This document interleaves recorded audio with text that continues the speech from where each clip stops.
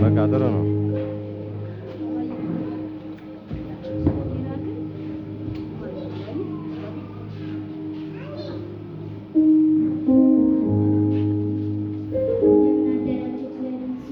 እግዚአብሔር ይመስገን።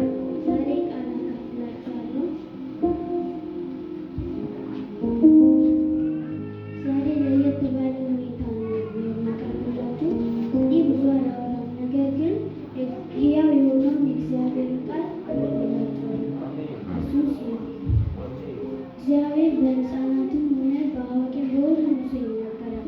ዛሬ ደግሞ በእኔ በሕፃኑ ውዳሴ ይነግራቸዋል። ለእግዚአብሔር ክብር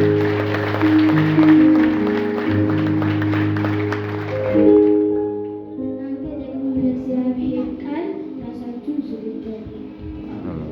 የስብከቴ ርዕስ እግዚአብሔርን እወቁ። እስቲ እግዚአብሔርን የምታውቁ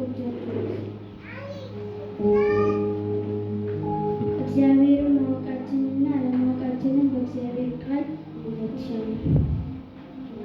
አንደኛ ዮሐንስ ምዕራፍ 4 ከ8 እስከ 13 ፍቅር የሌለው እግዚአብሔርን አያውቅም፣ እግዚአብሔር ፍቅር ነውና። አሜን። በዚህ የእግዚአብሔር ፍቅር በእኛ ዘንድ ተገለጠ፣ በእርሱ በኩል በሕይወት እንኖር ዘንድ እግዚአብሔር አንድ ልጁን ወደ ዓለም ልኮታልና። ፍቅር እንደዚህ ነው። አሜን። እግዚአብሔር እርሱ ራሱ እንደወደደን ስለ ኃጢአታችን ማስተስረያ ይሆን ዘንድ ልጁን እንደላከ እንጂ እግዚአብሔርን እንደወደድነው አይደለም። ወዳጆቼ ሆይ እግዚአብሔርን እንዲህ አድርጎ ከወደደን እኛ ደግሞ እርስ በራሳችን ልንዋደድ ይገባናል። እግዚአብሔርን ማንም ከቶ አላየውም። እግዚአብሔር ማንም ከቶ አላየውም። እርስ በራሳችን ብንዋደድ እግዚአብሔር በእኛ ይኖራል፣ ፍቅሩም በእኛ ፍጹም ሆኗልና። ከመንፈሱ ለተሰጠን በእርሱ እንድንኖር እርሱም በእኛ እንዲኖር በዚህ ይኖራል። ቅድም እስቲ እግዚአብሔር የምታውቁ እጃችሁን አሳዩ ስል ያሳያችሁም ያላሳያችሁም ማለት ግራ ገብታችሁ ሊሆን ይችላል ብዬ አስባለሁ። ነገር ግን ቃሉ ፍቅር የሌለው እግዚአብሔርን አያውቅም ይላል። የፍቅር መገለጫ ምንድን ነው? በእግዚአብሔር ቃል እንፈትሻለን። በእኛ ውስጥ መኖሩንም አለመኖሩንም። በዚህ ጥቅስ መሰረት የፍቅር ምልክቶች በእኛ ውስጥ መኖራቸውና አለመኖራቸውን በእግዚአብሔር ቃል እናያለን። አንደኛ ቆሮንቶስ ምዕራፍ 13 ከ4 እስከ 7 ፍቅር ይታገሳል፣ ቸርነትን ያደርጋል፣ ፍቅር አይቀናም፣ ፍቅር አይመካም፣ አይታበይም፣ የማይገባውን አያደርግም፣ የራሱ አይፈልግም፣ አይበሳጭም፣ በደልን አይቆጥርም፣ ከእውነት ጋር ደስ ይለዋል እንጂ ስለ አመፃ ደስ አይለውም። ሁሉን ይታገሳል፣ ሁሉን ያምናል፣ ሁሉን ተስፋ ያደርጋል፣ በሁሉ ይሰራል። እነዚህ ነገሮች በእናንተ ውስጥ ካሉ የተባረካችሁ ናቸው፣ ምክንያቱም እግዚአብሔርን አውቃችሁታል። ከሌለ ግን እግዚአብሔርን ማወቅ እንዲሆንላችሁ ጸጋው እንዲበዛላችሁ ጸልዩ። እግዚአብሔር ሁሉን ይችላል። ማጠቃለያ ፍቅር ተግባር ነው። አንደኛ ዮሐንስ ምዕራፍ 3:18 ልጆች ወይ በስራና በእውነት እንጂ በቃልና በአንደበት አንዋደድ። እግዚአብሔር ዛሬ ይህን ተናግሯል። አሜን። ከእኔ ጋር ትንሽ እንዘምራለን።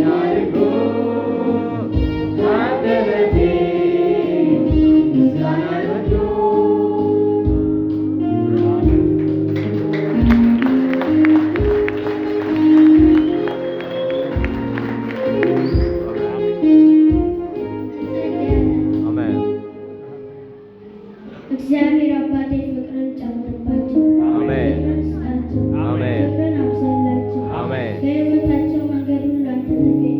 አሜን። በኢየሱስ ስም አሜን።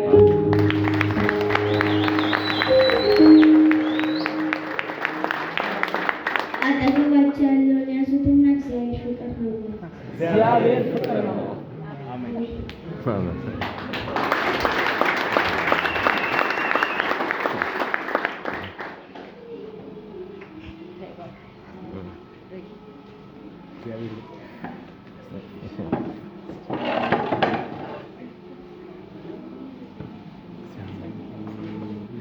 አሜን። እግዚአብሔር ፍቅር ነው። አሜን።